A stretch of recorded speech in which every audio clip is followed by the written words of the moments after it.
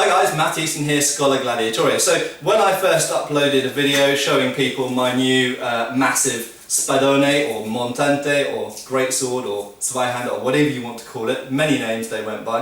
I like spadone actually, it just means big sword in Italian.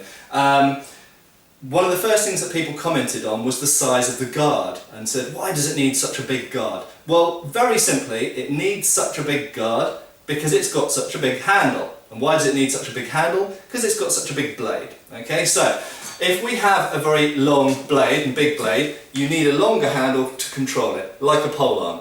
And in fact, this isn't a particularly long handle. There are two-handed swords which actually have even longer handles than this. This is a fairly sort of average, or conservatively sized even.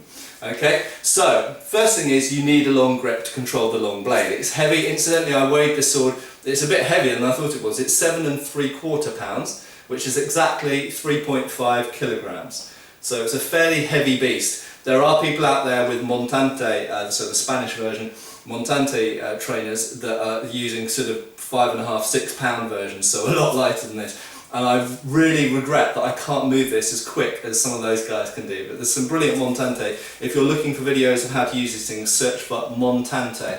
Okay, and I'll talk a bit more about montante in the future.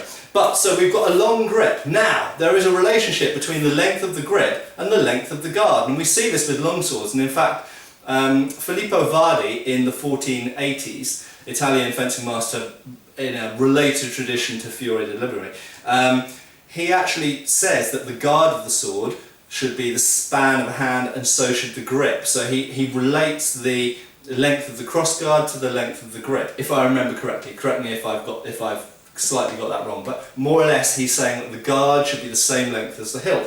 And lo and behold, if we look at historical longswords and two-handers, generally speaking, the length of the guard does in fact correspond to the length of the grip, more or less. Okay.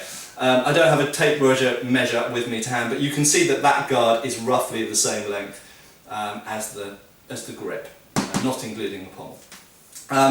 Now the reason for that is very simple really. The cross guard, when you're holding a sword, and usually with this type of sword you don't stand with it out in front of you when you're actually fencing. You usually, and again I'll try not to take my ceiling out because this sword is so freaking big, usually you start in these sort of withdrawn positions like this, so with the sword back, because of course you're keeping the hands away from the opponent until you're actually in the act of cutting or defending.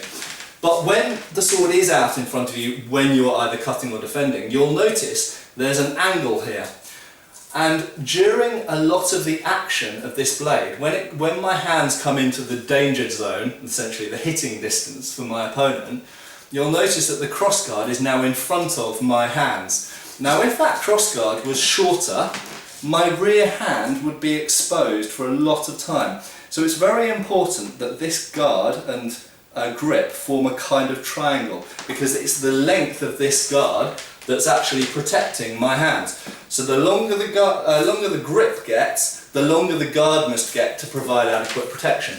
Now, in terms of the side rings here, those side rings, it's a similar thing. They have to increase in size proportionately.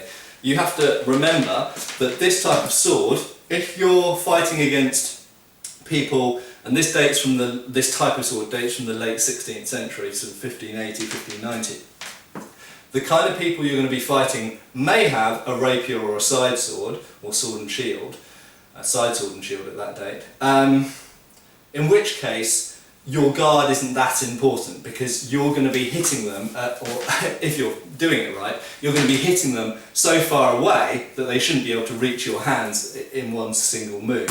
However, remember, if they're at a reach disadvantage, they're going to want to close distance. They're going to want to close distance such that they can hit you as soon as possible. And the first thing they can reach is your hands. Okay? So, your hands are vulnerable against someone who's got a shorter weapon for the very reason that they're going to try and hit the thing which is closer to them, which is your hands. But equally, if you're fighting someone with another montante or another spadone, or a pole weapon like a halberd or a bill, then those are big weapons, and the angulation that you get between two long blades means that you need much bigger side guards here to protect your forearms and hands than you would do with a smaller sword. The very fact is, because we've increased the length of the blade, the angles change and become more shallow, and this has to be bigger to counter for that. Okay, so there we go guys. Really, as the length of blade increases and the length of grip increases correspondingly, the size of the guard, both in terms of the length of the cross guard and any side rings or other stuff it's got on it, has to increase it as well. And it's not really something to do with balance. If you need to bring the balance back, you just give it a bigger pommel or a longer grip if you needed to.